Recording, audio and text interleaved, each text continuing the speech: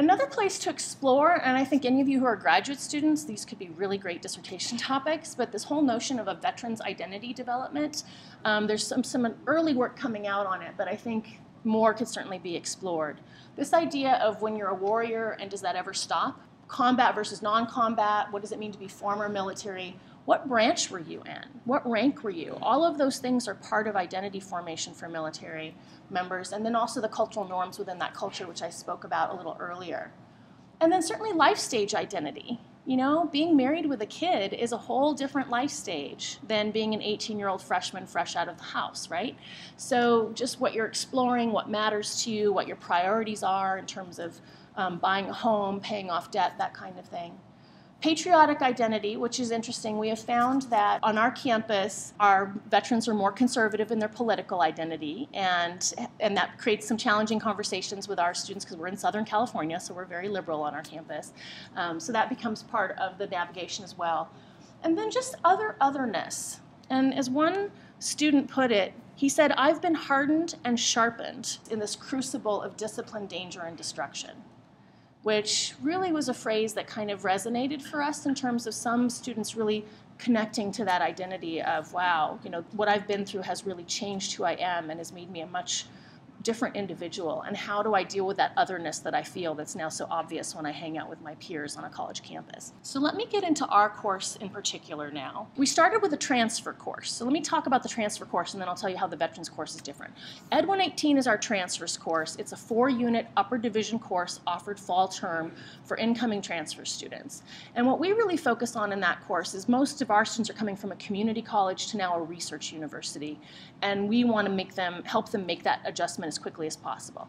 They're coming from semester to quarter, lower division to upper division. So those 3 jumps are a setup for chaos, okay? So we try to spend time with them, helping them understand what those things mean, what's the difference between a lower division course and upper division, what's expected of you at a research university, and what do we mean by theory and empirical data and all the kinds of things that drive the research experience.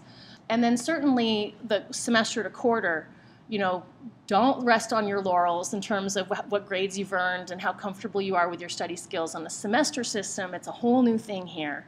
So we really try to light a fire under them early and guide them through that. You'll find the syllabus online, but we talk about all those issues. The course is similar to our freshman experience course, but it's up-leveled in every way. So the themes are similar, but the types of readings we choose, the panelists we bring, the kinds of things we cover in class is up-leveled.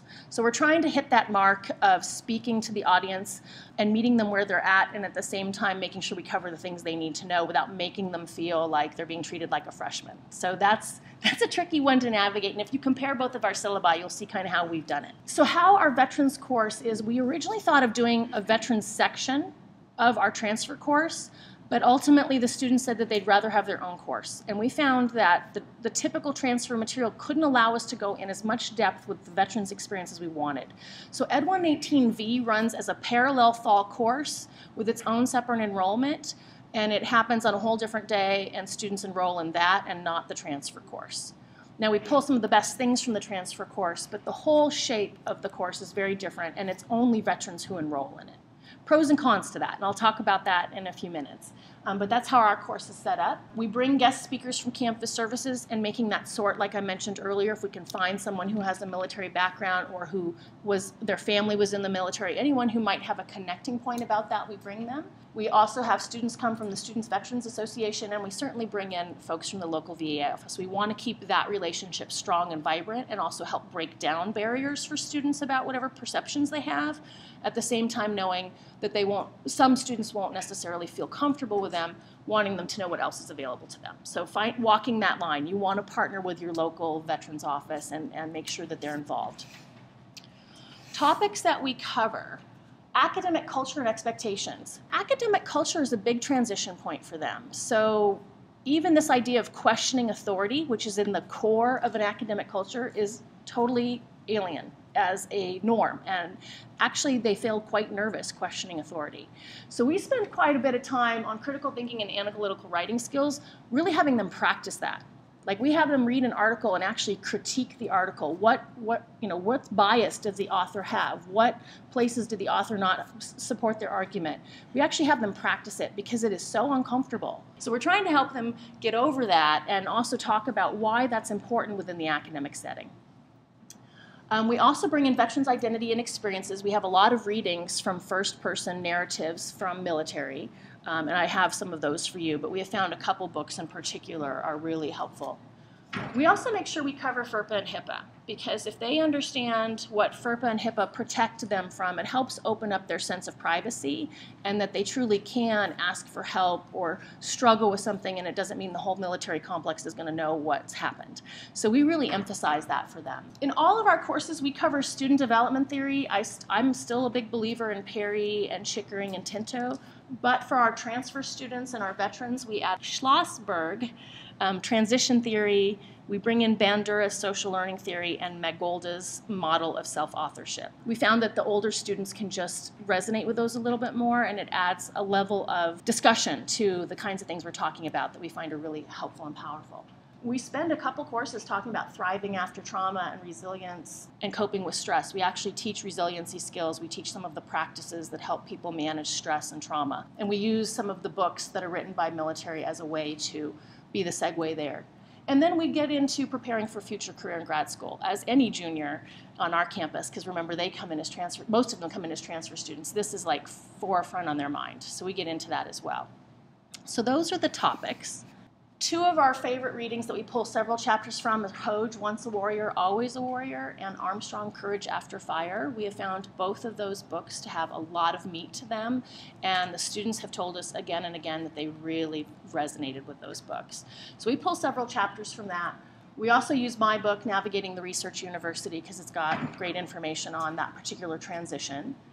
And then we have a reader that goes with it, and we pull a lot of articles either on veteran students, on resiliency coping, career planning, and then also research done on veterans. So we have them read some of the studies that have been done on veteran students' populations, both so they can learn about their own community from an academic lens, but it also is a great way to introduce this notion of research.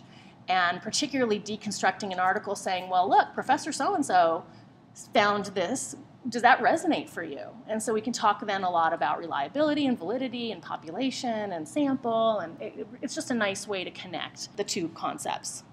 In terms of assignments, we've played with different things. Where we're at right now is we have prioritized building the skill set that we know they need to be successful rather than doing a lot of testing and getting at their knowledge of course material that way. So we have them do weekly journals, like a one-page journal, which is just reflecting on anything they want to reflect, personal exploration. They can swear in it if they want to, like we don't care. It's just a place for them to talk about how they're doing. And then a one-page reading critique. And we give them 5 or 6 things that they could be looking for in an article or a chapter and how to critique the reading from kind of an academic standing. We have them do that weekly, so they're constantly producing those 2 pieces of writing. So that's 20 pages right there by the time the quarter's over. We also do experiential activities, so they have to go use, in depth, 5 services on campus over the course of the quarter. So that's not just walking into the Career Center and standing in the lobby. They have to either make an appointment with a career advisor or take one of the assessments, something like that. If they went into counseling, they would have to have an appointment with one of the counselors or join one of the support groups. So we ask them to go use a service. They can also be going to Office of Student Life and joining a club, right? So we make it a range of things, going to arts and lectures and attending a dance performance. We say one has to be academic, one has to be support, and then you can kind of have a free-for-all for the rest of them. We also have them do group projects. So this last time that we offered it, we divided the class in 2. Half worked on, they could either do a book or a video, it was up to them, what veterans should know, incoming veterans should know about our campus. And then the other group did what should faculty and staff know about veteran students. And it was a really great opportunity for them to A, bond and do group work, but B, for us to actually get a usable piece that helped our campus, helped them. There was great pride of ownership in what they created. Those are really wonderful things. And then finally, we have a take-home final exam. Is also on the syllabus, so you'll see that when you go on the website. Let me talk about some of our challenges. I was surprised the first time we taught it, and it's happened every time, how strongly ingrained orientation to rank is. So if this was the classroom and we were all sitting in a circle, everything's cool and great until I ask the students to go around and introduce themselves. And inevitably, they say which branch they were in and which rank they were held. They're all sorting in their mind who's top banana. And as soon as introductions are done, for the rest of the 10 weeks, they are oriented to the highest officer in the room. And it's subtle. You don't, like, I'm not even sure that they're aware of it, but even the body language slightly turns to orient to that person. Once we start having discussion, that person goes first, comments follow after. It was interesting to me to really watch the dynamic played out, but of course, it was like, oh, duh, of course. So we've had to play with interesting ways to get around that. So we do a lot of anonymous, like we'll ask a question, have everyone do a free write, and then we'll post them anonymously around the room and go around and read them. And we've even talked about it. And we actually just bring that as a topic to the conversation. What does rank mean to you, and how does it play out in this classroom? And so we just take everything that they're going through, and we believe that nothing's off limits. You can put anything on the table to talk about. The other challenge we have faced is just real resistance to challenging authority. That's probably the work that we have to do the most throughout the term, is just how difficult it is for them to truly critique a professor or an article or whatever. And they can even laugh about it. They realize that it's a challenge, but it's just so, again, ingrained in their survival mode, right? It's trained as part of survival. You cannot question in the face of combat. Like, people die, right? That's how they're trained. So I think it's just important for us who are trying to work with this population to understand how deeply valued that is, how intensely personal that is for people, and just help work through it, but also realize it's a process. It takes time. But we do then counterbalance that too, but you're here now, and here's what professors expect of you. So how do you move through your discomfort to still produce the work that you need to produce to earn the grades that you want to earn? As I mentioned, discomfort with military resources. So we found students really kind of resistant or uncomfortable to using VA offices. And mainly their reasons were privacy. They just feel that if they share that they're depressed or struggling with something with the VA, then it becomes part of their military record, and it's a sign of weakness, and all of those things that I know that the military itself is trying to work on. Health and wellness issues. We certainly had students who were dealing with stress and talking about, some of their self-medication. I mean, we create a safe space for them to really talk about those things, and they really were struggling with those things. We also had one student this last time whose behavior in the classroom was really disruptive to the other students, and that became something, of a challenge for us to try to manage that and make sure that he was taken care of, and at the same time creating a space that worked for everyone. Obviously, gravity inequity. I mean, I myself found it really challenging to be like, no, look, you really need to care about your grades after hearing some of their stories, right? I mean, let's face it. Some of the things that we talk about in the college environment, getting good grades, getting your work in on time, is really not that serious in the big picture.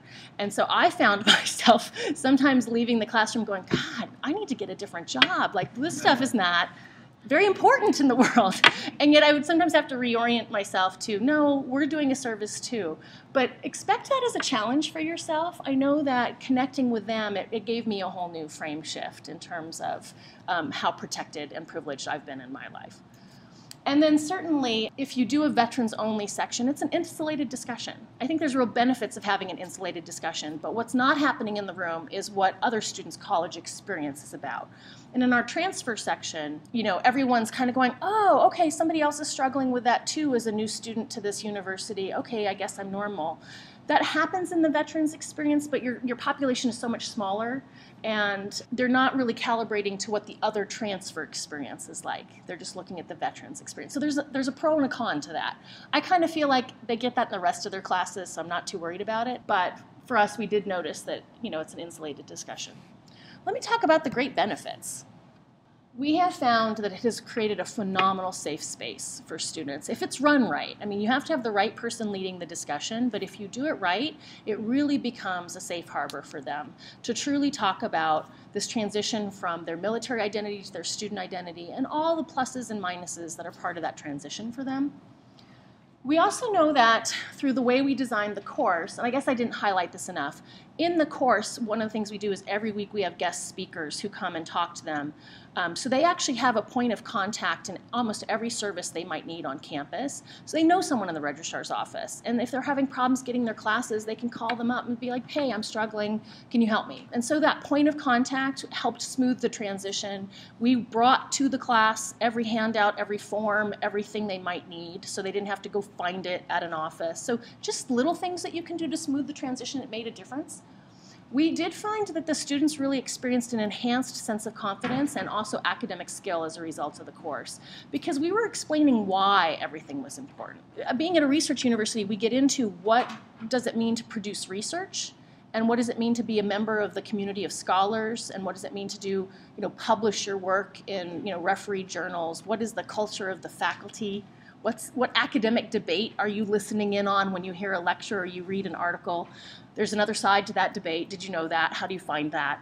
So they had a lot of fun understanding the culture as we talked about the nuances of the academic realm. And that gave them more confidence to navigate it. Certainly, we found an increased use of campus health services. Students felt safer going to counseling. They felt safer going to student health as a result of the connections they were making in the class. And then so many of the students on the evaluations talked about that the coping skills stuff was very, very valuable to them. And that they might not have sought it out on their own, but because it was handed to them, they were using the practices. So that was a great benefit that we were really thrilled to see on the evaluations that it mattered to them.